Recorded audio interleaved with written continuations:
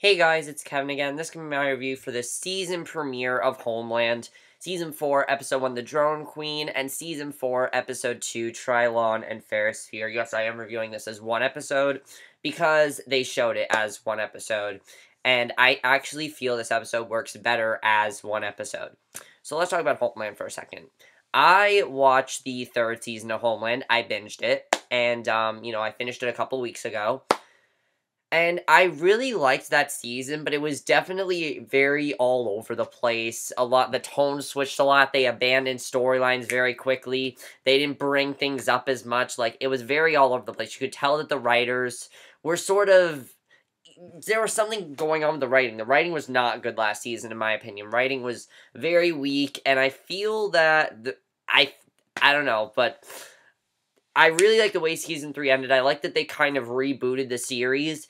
They rebooted the series to the point, though, where you could go in blind. You could not know anything about Homeland, go in blind, and you'll be fine. Because the only thing that really they're bringing up still is Brody's death. That's the only thing that they're still bringing up. And I gotta say, this premiere was fantastic. I loved it. I thought this was just such a great premiere. This is gonna be a really great season, in my opinion. I mean, just so many good things going on here. And I really like the way they've changed up the series a little bit, and I'm looking forward to it, definitely. Now, for me personally, since they did 3 seasons with Brody, I feel this show is gonna last for 3 more seasons. It's because the way they did it with Brody. So, let's just get to this premiere. So, we see Carrie. She's riding in a car, but she's looking out the window, but she's not in America, and this really, Carrie is the viewer right now. Carrie's the viewer because we're seeing, through Carrie's eyes, we're seeing where Carrie is. She is actually in Kabul, Afghanistan, and she is the CIA, chief of station in Kabul. She, basically makes critical decisions. Basically, her plan is that in Islamabad, delivers urgent intelligence on a high-value target. So, that's basically what she does. She calls all the shots here. So, I thought that was really interesting. And it was cool to see people call her chief, and they tell her there is 8 minutes until the operation. And she asks if they can use a drone, and the guy says no. And she says she needs to talk to Islamabad and goes to another room. And then she talks to this guy, Sandy, who is a new character. And he says the guy is number 4 on the hit list. And she asks for the source of intel. He says the same as the other hits. She says they usually have time to double-check the source. He says with Haziam, there is no way to double-check. He says the guy is KG. And they discuss the fact that he trained with U.S. military. And she asks her tech if they've been able to confirm that he's been there. And he says a car is a match. So she's very worried about collateral damage, but Haziam is a known killer of U.S. soldiers, and Carrie says to send the team in and call Smash 11, tell them to move in. The tech asks her to stick around and says there's something planned for after, but she wants to Skype her sister, and she stays, and they watch them come down, and they bring her this whole cake and everything because it's her birthday, and they call her the Drone Queen, which that actually is a perfect name for because she's doing, as Claire Danes put it, Claire Danes had like a casting review in season 4, and she's like, Carrie's doing almost too well. She is, because literally everything is working out for right now. She's really happy. She's really, she's happy to the point where if something bad were to happen, it would actually not be good for her. So she then Skypes her sister, Maggie. Her sister calls her. Maggie answers, and she asks what happened. She says she missed them. She says her dad went to the park. Carrie says it's okay. She just took an Ambien and is going to crash. She asks what she did for her birthday, and she says she interrogated a couple of prisoners and ran an operation, and she told her she should be in Istanbul, out of harm's way with Franny, and Carrie says that was a plan. Asks about her daughter. Maggie says she's a week older than the last time they talked, and it really shows that Carrie is not as good as a mother as she should be, and I thought that was definitely a very interesting scene, in my opinion. So Carrie's brushing her teeth, getting ready for bed. We see a picture of her holding her daughter beside her bed. She pops in earplugs, lies down with her sleep mask on, turns out her lamp, and at the site of the operation, there are screams and people struggling to dig out bodies, and they find someone and uncover the body, and a young man is pulled out. And that was really interesting, what happened there. So, we meet our new character here. And then at the Pentagon, we see Saul. Saul is having a very hard time here not being the director anymore. You know, he's no longer the director of the CIA. He is now in the private sector, and he can't really call the shots anymore because his private boss wants to speak with him, and he got into a little bit of an argument with some people, basically. And they step out of the room and he asks what he's doing. And Saul says he has an obligation, and Aaron says they're trying to win a contract. And he says the I don't know what that was. He says the troop drew down and will happen no matter what, and they stand to make money of it. And Saul says he saw this before and says they will have a safe haven for Al-Qaeda if they leave like this, but Aaron says to him that's not his job anymore, which it's not. Locke is now the head of the CIA, not Saul, and Saul needs to realize that. And I thought that was just really interesting because it makes Saul a little bit more of a vulnerable character. Not a lot of Saul in the first episode. Second half, yes, there was more Saul, but the first half there wasn't a lot of Saul. And I thought that was good because I like Saul's storyline overall. I thought it was well done. I thought it was well handled. And I like seeing Saul be a little bit more vulnerable. I just thought his character was more interesting this season. Not that I didn't already like his character, but I think this made his character a little bit better. And also for the viewers, it made them like his character more, I think. Especially for new viewers. So Carrie asks about her tech about the operation from last night, and he says Mary has reports. There's a news report saying that Ayan was killed, and that the attack happened at a wedding, and revenge is promised and says they turned the wedding into a funeral pyre, and their strike back will be unpresented. Carrie clicks it off, says they have to go see the site. And then we meet Quinn for this season. Quinn is meeting at the embassy, and there are protesters galore outside. The ambassador asks where Sandy is and asks why Quinn can't be her station chief. And she says the protesters are furious about the attack. Sandy says it wasn't a drone strike, and the wedding claim is bullshit. She says she can't share that with the foreign ministry. She asks who is in the Pakistani military signed up on the use of their airspace. And he says that Ayan put those people's lives at risk, not them. And anyone near him knew who he was and that he was a marked man. So the sole survivor from the attack is nursed by a woman. The sole survivor, we get introduced to him. His name is Ayan. This guy, Ayan, I really liked his character. I thought he was a good character. You really felt for his character. You could see the devastation he's going through, and I thought his character was just really well done, in my opinion. He is pointed to some bodies that have been retrieved, and then comes over to a pile of rubble.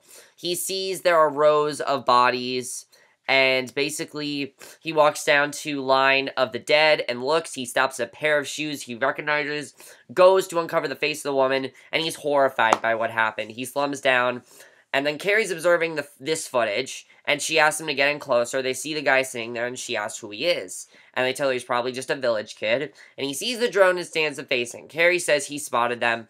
He walks away, and she says to stay there to try to ID the casualties. She's shocked by the number of bodies and says there were a lot more people than she thought. And she then gets a call from Quinn, and he says it's clusterfuck. And he says they have protesters at the embassy. And she says they always lie and says it's something. And he says this one feels different because of the way they went in and that they didn't have eyes before they moved. So she says the worst case scenario is that it was a wedding. She says it's in a lit area, so no one will go in to verify anything. And she says they're bulletproof pretty much. They're fine with this. So he doesn't like that choice of words, though. So then Saul comes in and apologizes to Mira for missing the dinner with her boss. And I like that they're on a good terms at this point, Saul and Mira.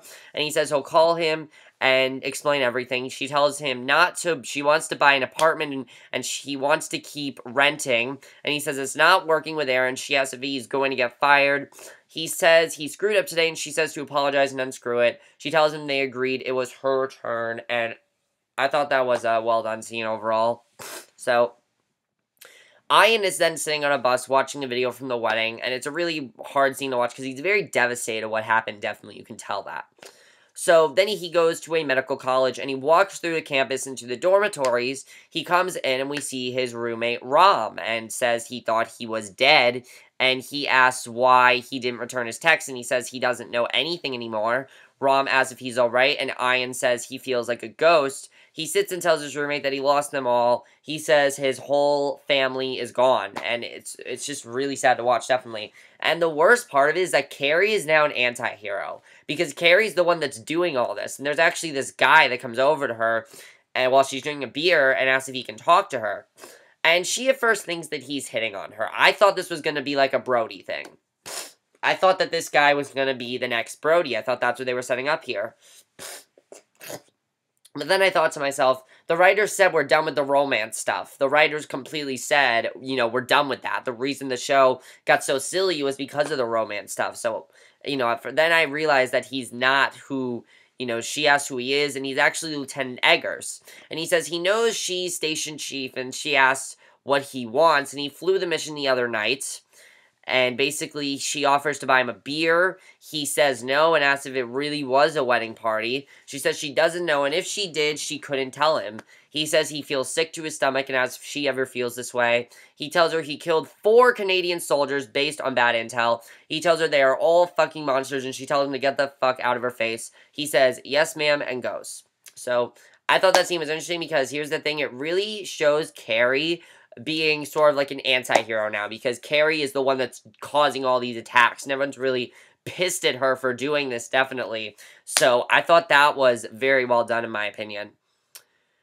So Rahim tells Kieran and Ayan that these people are evil, and Rahim says the American ambassador says there was no wedding, and they went to upload the wedding video he has on his phone, and Ayan says he doesn't like politics, and Rahim calls him a coward and leaves. And Carrie then gets a call from Lockhart, and he asks if she's up, and he has been online this morning. And he says the operation has gone viral. He says the video has 300,000 hits on YouTube, and it's only been up a couple of hours, but the footage is very graphic. Like, what the footage here is literally unreal. How did this video not get flagged? Because if this video was on YouTube, it would probably get flagged. This is a TV show, though, so the footage shows the wedding and kids dancing and then the missiles hit. And it's devastating. She asks about Sandy, and he says she has to work with him to come up with a story. And he says the president and the nation of Pakistan want to hear something ASAP. And he tells her she needs to get down to Islamabad now. And Saul is then watching the video over and over again, and Mira's watching him from the door, and you can really see that he's studying the video. Mira ends up giving up, goes to bed. The video ends with a bright light of the missiles and then goes to snow. He grabs his phone and calls Carrie, and she's very surprised to look at his name. And she ends up declining the call because she doesn't want to really be with anyone from the CIA right now. So she walks out to do as she's ordered, and Ayan confronts Rahim, and he says to take it down. He says it's too late, and it's already been sent 500,000 times. And he says he can't take it down since now his cousin put it up, and he masked the IP address. Ayan's cursing him, and it's really big because he knows that he is the one that put this up. So I thought this was very sad to watch. He's very scared he'll be identified from the video. And then we see Sandy, and this really made me think Sandy's a very shady guy, because Sandy is talking to Quinn. He says they're going to have demonstrations and we'll have a name of who put up the video by the end of the day. He says the ambassador wants to see him and then says he's picking Carrie up at 12:30. So Sandy gets a text from his source and then deletes it. He has a meeting in 90 minutes but lies to Quinn about where he's going.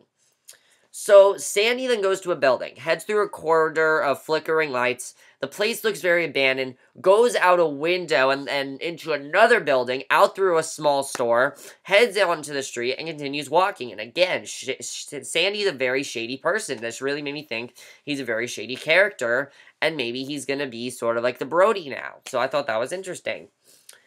So Carrie's touching down in Islamabad, and Quinn is there to pick her up, and they share a hug, and he tells her welcome to Pakistan. She has to sit for a few minutes so he can give her the lay of the land. She asks what he thinks happened, and he says Sandy is acting very odd, definitely. He's behaving very oddly, and she asks who the asset is, and he thought she knew. He says he knows what it's like checking names off a list for a living, and he asks how she feels when things go wrong. She says it doesn't happen that often, and she says Haziam's family knew who he was, and Quinn accuses her of taking Kabul because she couldn't bring dependents, and she asks why he didn't come with her, because she wanted him to, but remember, he completely abandoned her. He decided not to be on her team. He went to the embassy. So that was a very well done scene because, well, we do know that Quinn likes her. We know that. We know that Quinn likes her, and part of the reason he didn't is because he likes her. So I thought that was a well done scene. So they head out, they see a news story about Sandy, and then Sandy's walking down the street. His face is all over the news, looks like associated with the bombing of the wedding. People are looking at him. He begins to notice. He ducks into a building entryway and then up a flight of stairs, pulls out keys, unlocks the door, notices the lock is not there, rattles the door, sends a text asking about the lock. Someone opens the door across the hall. He smiles, waves at the woman who shuts her door again. He sends another text, no reply to either text. His phone rings and Quinn asks where he is. He lies and he says he's at his residence, and Quinn tells him he's blown, has to come in now. He asks where he is, says he's all over the news, literally all over the news. And Sandy tells him where he is, and Quinn says he can be there in 5. He tells him to keep his phone on. Quinn calls for backup, and Sandy heads downstairs and looks on the streets and notices some people have gathered. Checks his phone, turns his back at some people come down the stairs. He sees them pointing, runs back up the stairs, heads down the back stairs, ducks down an alleyway, walks away from the building, jogs down a street, heads down a larger street. I mean, like, he tries to keep his head down, but he's quite distinctive looking. And then he sees some man holding toward him with a stick, and he turns, and they're all on his side. And this was just really interesting, in my opinion. Hops in and peel away. A bus blocks them. They're quickly surrounded. Sandy is calling for backup, but they break the window and try to drag Sandy out. Quinn is shooting one guy, then another, but he can't stop it because Sandy's gonna die, and they just need to accept it because Sandy basically did it to himself. He did, so they can see the crowd at him. Carrie tries to go after him, but Quinn is saying, look, it's too late for him. There's nothing we can do. And it's true. There's really nothing they can do there. So he's firing some more shots, clears people out, and he drives back the way they came and gets them to safety.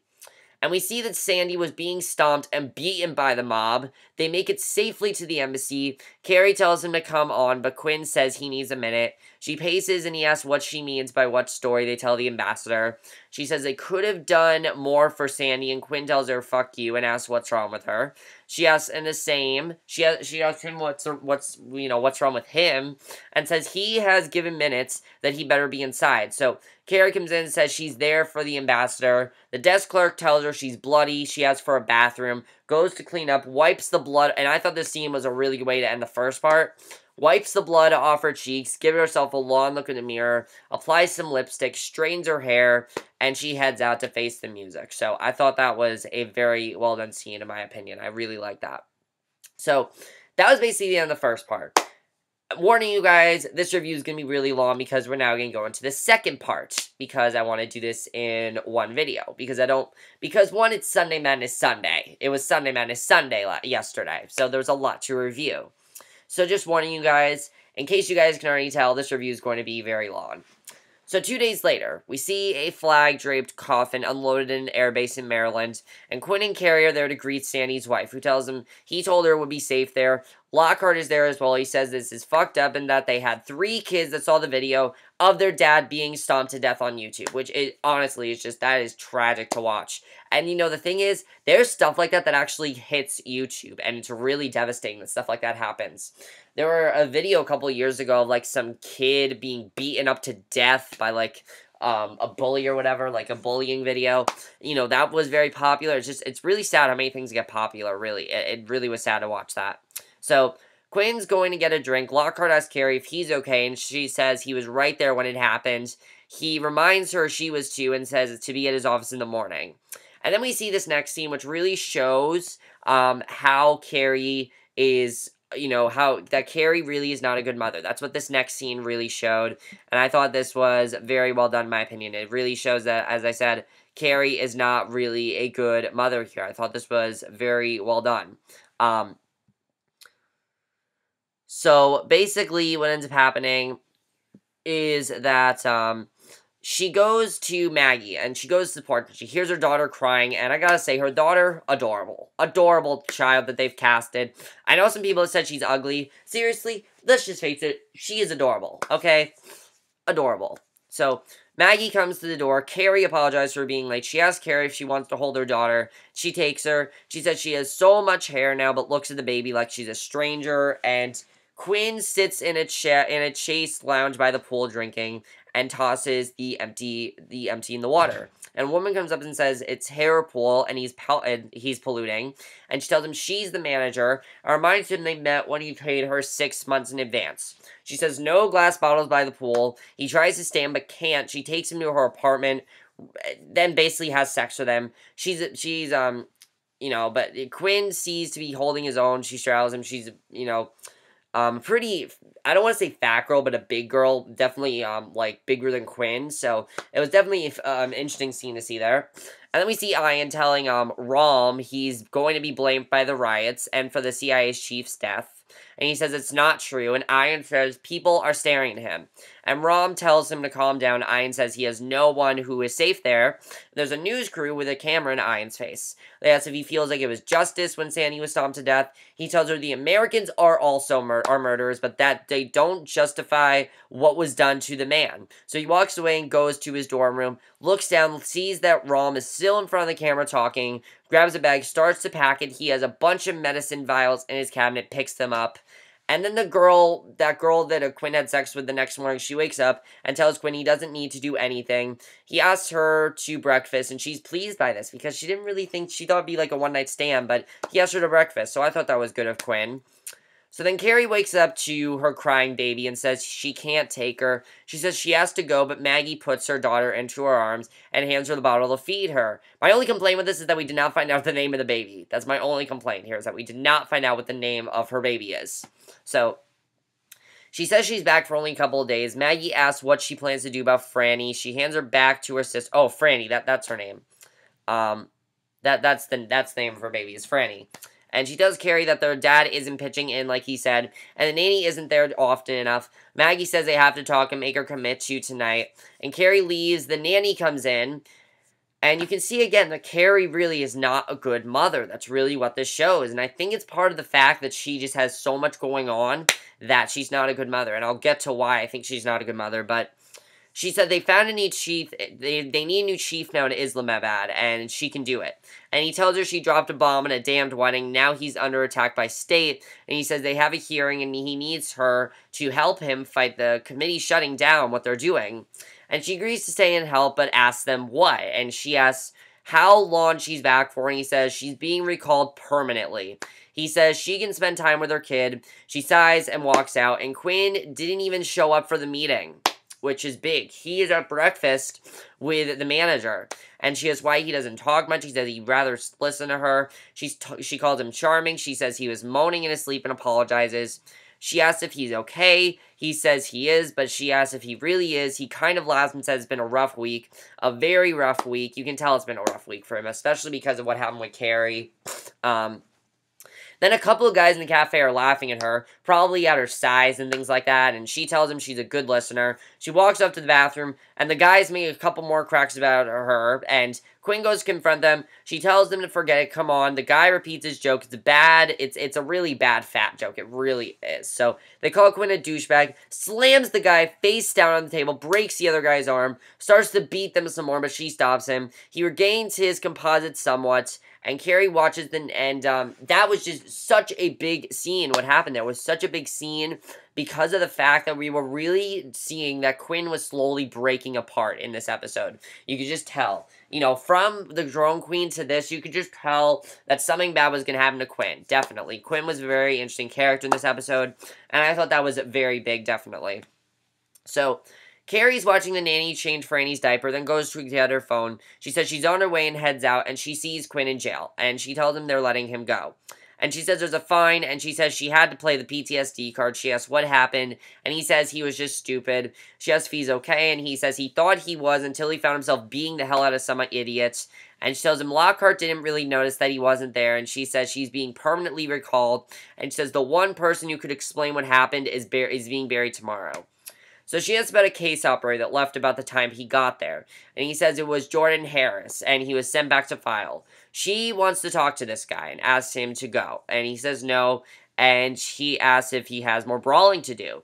And he says maybe. So then Ayan's on the bus away from school, checks out the vials of stuff in his bag, zips it back up. The bus stops and he gets off. He looks around and walks away. He heads to a house, knocks on the door, and a woman answers and says she heard what happened to his family. And her husband Omar also comes to the door and asks if the bombing was an attempt to kill his uncle Haysam, and his daughter Kieran comes to the door and to try to stop him. And Omar says they have a right to know, and he says it was. And Kieran lets him in, but Omar looks concentrated. Not concentrated, looks concerned. And he tells her that Rahim ruined his life by putting that video online.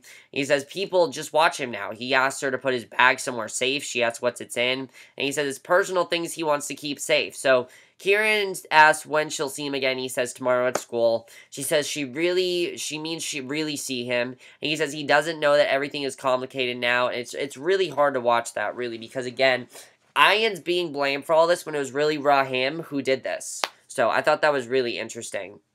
So her dad calls her. He lays down the bag, thanks her formally for taking with him, and he leaves out the back. So that was definitely really interesting what happened there, and I thought that was just a very well done scene. So Carrie finds Jordan Harris in the fire room. She asks for a couple of minutes of his time, and he says he doesn't want to talk about Islamabad. He doesn't want to talk about it. So she tells him Sandy was killed in the streets, and she wants to know how it happened. He asks why she's asking him, and she says she's been asking around about Sandy, and knows that he kept everyone in the dark about what he was doing. He did. He kept everyone in the dark. So he says he was a case officer, and now he feels freedom of information requests. And Harris says he doesn't want to talk to her, walks away. She heads home and finds her sister bouncing Franny. And Maggie asks where she's been. She's pretty upset at this point. She says the nanny left at 5:30. She says they were counting on her and she wasn't there. And Maggie says she had to cancel 2 patients. She said she has a career and a family of her own and that count on her. And I thought this was just a really well done scene because she tells Carrie this is not what they agreed. She says you have to be responsible when you bring a life into the world. And it's true. Carrie needs to be responsible. This is her child. She needs to care for her child. You know, she needs to. That's just what she needs to do. So basically, she looks at her daughter, and her face is dirty, and she needs a diaper change. And she feeds her some more food, takes her out of a high chair, changes her diaper, redresses the little girl, puts her in the car seat, heads out with her, puts the car seat up front. What are you doing, Carrie? You can't have a little child right in the front seat. What are you doing? So she takes her for a drive, and I thought this scene was very well done. She thinks she's at Brody's, and this was probably the first time we see that she's not over Brody's death. Because at this point she's been holding it all back in. You can just tell that she's holding it back because it's only been a couple of months, really. It's only been a couple months since Brody died. So she pulls up and stops and looks at the house. She tells Franny that's where her dad lived, and when she first met him, Franny starts to fuss. Carrie unbuckles her and takes her out to hold her. So she tells her that's where they all live. She says she was arrested on that lawn, and she sighs and says he would have been a terrible father, which he would have been because of what happened with Dana. Obviously, he would have been a terrible father because if you think about it, he was a terrible father, especially to Dana and just his whole family.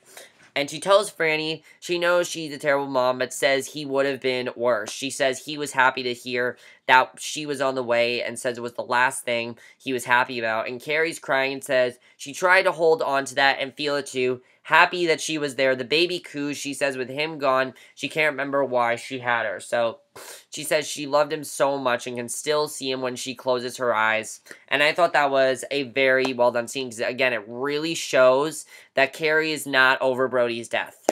So then back at the house, Carrie is giving her daughter a bath. But she doesn't have her in a sink like she should. No, she doesn't. She ends up putting her in a bathtub. That's what sinks are for. When a baby is that small, you put her in a sink. So she lowers her down, almost kills Franny. Like, seriously, she's drowning her child, yanks her daughter out, the child's crying, and she tries to catch her breath and calms down. And this is kind of the last strike for Carrie. This is kind of when I was like, you know what, Carrie, you need to step up and be a good mother. You really do. I understand that you're going through a lot right now, but you need to be a good mother for your child. You need to care for her, and you just need to be a good mother for your child. It's really that simple. So I thought that was just a really well done scene, and Claire Danes in that scene did an awesome job. This is probably, out of all the episodes I've seen of Homeland so far this season, well, there's only been 2, but I thought she did just such a great job in both episodes, definitely. So Saul meets with Dar, and he asks if Carrie had called him. Saul says she hasn't called since she went overseas. Dar says Lockhart is recalling her, and Saul asks if he knows why he's doing it. And Dar says the guy is transparent, only worries about himself. Dar says there are whispers about Lockhart's abilities long before the latest disaster. Dar says he's vulnerable. There's blood in the water. He says his entire program is under review. And he tells Saul if he wants a comeback, the Secretary of State could help him there. So Dar asks what he thinks. And Saul says he's very happy in the private sector. But I don't really think he is, because Saul didn't say, like, oh, I'm very happy in the private sector. He said, like, yeah, I'm really happy in the private sector. So that really makes me think Saul is not happy, obviously. He's not happy in this private sector. So yeah, he's simply just not happy in the private sector. And you can just tell because he misses that role of being leader and calling the shots, and he just misses it so much that I feel it's going to affect his marriage. I really do. Because of what's happening with Mira, I really feel it's going to affect his marriage. So then Carrie sees Jordan Harris in the parking lot, and he tells her to stay away. He tells her she's crazy, just like they say. And after she brought her kid along, he tells her that he's very professional. And she hops in his car and, you know, asks why he was recalled, and she says she knows he was great at his job, and that he was silenced and thrown in the basement. He asks why she's doing this. She says she's going back, and he says he heard she was going back. She says she can't stay here, and she says if he tells her everything, she'll do everything she can to get him back in the field. She says the guy that fired her nearly got her killed, and he says it wasn't Sandy that sidelined him, but Lockhart. It was all Lockhart that did this, and he says he flew back to report a leak, and she asked him to tell her about it. And Maggie then comes home and finds Carrie sitting with Franny, and she asks about her day and what Carrie did. She says nothing much, really. And Maggie says she knows mothering isn't full-time excitement, but it's important, and she asks if Franny is fed, changed, and bathed, and Carrie says it's all done. Saul then catches Carrie outside Sandy's funeral, and it's the first time that Saul and Carrie have seen each other in months, ever since Carrie left the CIA. And it's a really well done scene, because it's a very awkward encounter. She doesn't really want to see Saul, but at the same time, she does still have that good relationship with Saul. You know, they'll always be best friends, so basically, he says his company told him to come, and says he didn't really know about Sandy. She says she's glad he's there, and says they may have something to talk about. She asks him to save her a seat. And then Lockhart is with General Scott and greets Carrie, who has to speak to her boss alone. And she says Sandy wasn't really a team player here. She says the whole agency is full of people like that. She said Sandy had a dark asset and who provided a great information until the wedding. She says it got him and Sandy both a lot of praise. That's why he didn't want to know about Sandy trading top secret information for a few drone strikes.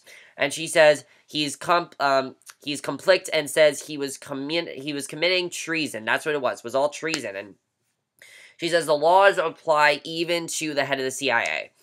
And she says it was a judgment call. And she says he got a station chief killed and a wedding party murdered. He did. You know, that's true. He did do that. So she said the Senate hearings won't go his way. He asks what she means, and she says Islamabad, and he tells her it's not even a real country, it's a fucking acronym, which it is, it's not a real country.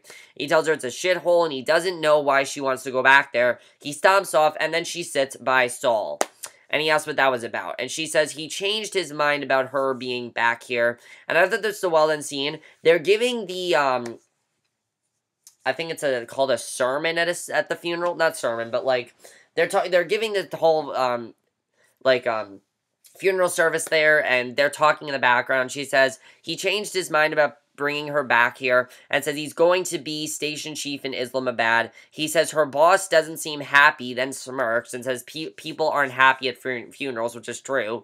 So she asks him about his private security, and she says she wants him to send some people over there to help mop up the mess. He asks if this is really what she wants, and she says yes. He says he'll do anything that she needs. So I thought that was really good. And after the funeral, Carrie's sitting in the vestibule, and Quinn walks up, and that was interesting because wasn't Quinn in jail? So I guess he got out of jail. And he says it could have been them, and says it wasn't, and he says he's glad too. And I thought that was a well-done scene because, yes, it could have been. It could have been Carrie or Quinn that was killed. It could have been. It had to be Sandy, but it was Sandy because just the way things worked out. But if Carrie or Quinn would have walked there, they would have done the same thing because Carrie and Quinn, they were causing the drone strikes. They were responsible for it. So She tells him that Sandy was sharing secrets to get to the locations for the strikes. She says they have to find out why the guy turned on them and the extent of the damage. She says Lockhart gave her Islamabad, but he's not going back. And she says she needs him, but he can't, and he says he can't do it. And she tells him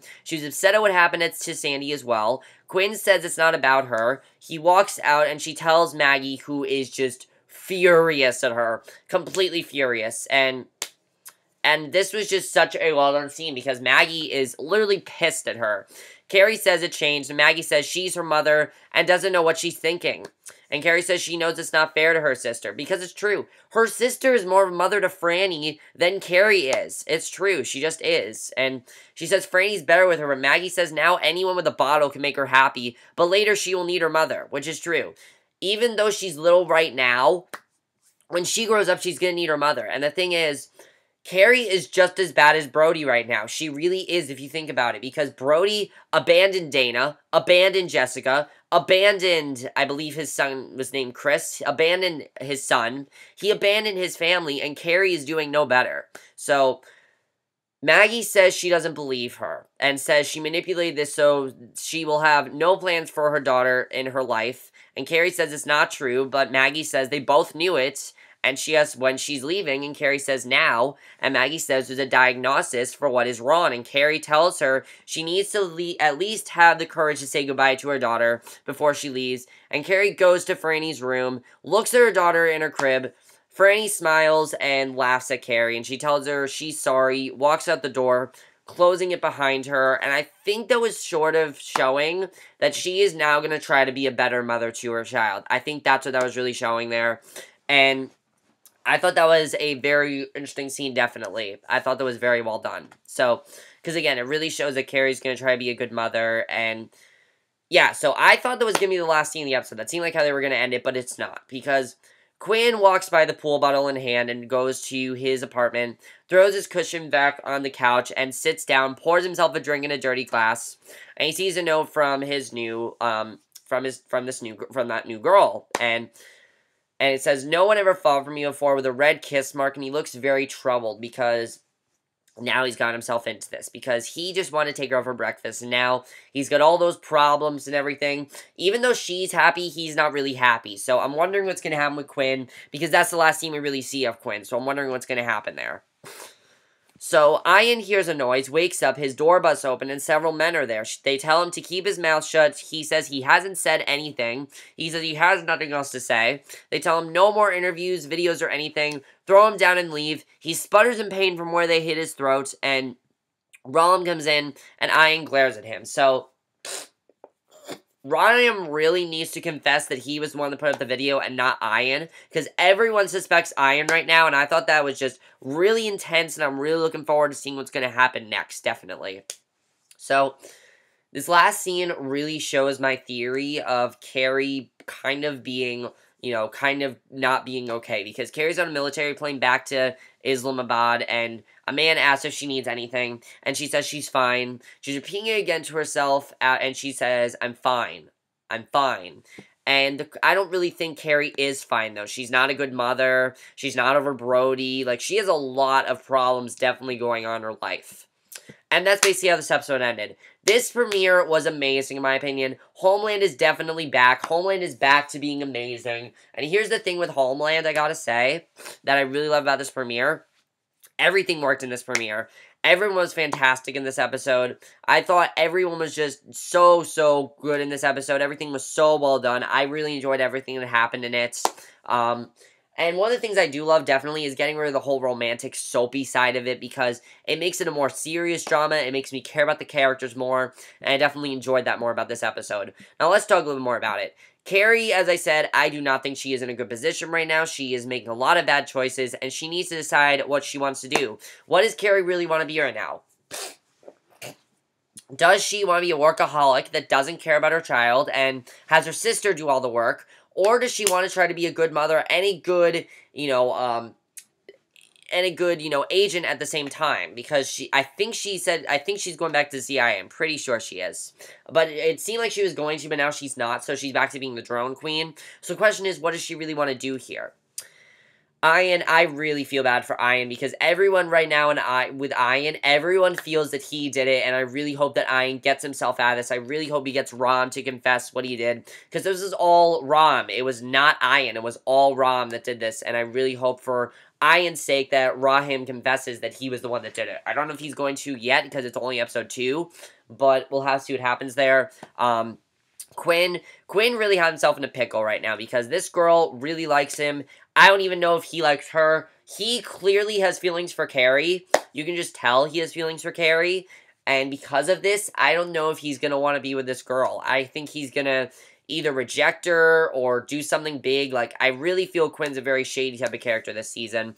Saul, I don't know what's going on with Saul. Saul was really sad to watch. I really feel that Saul's marriage is gonna, so this is gonna affect Saul's marriage. I don't think Saul really is happy in the private sector. I think he's just telling himself that because he wants to be happy, but he's really not happy in the private sector. But that's basically my review.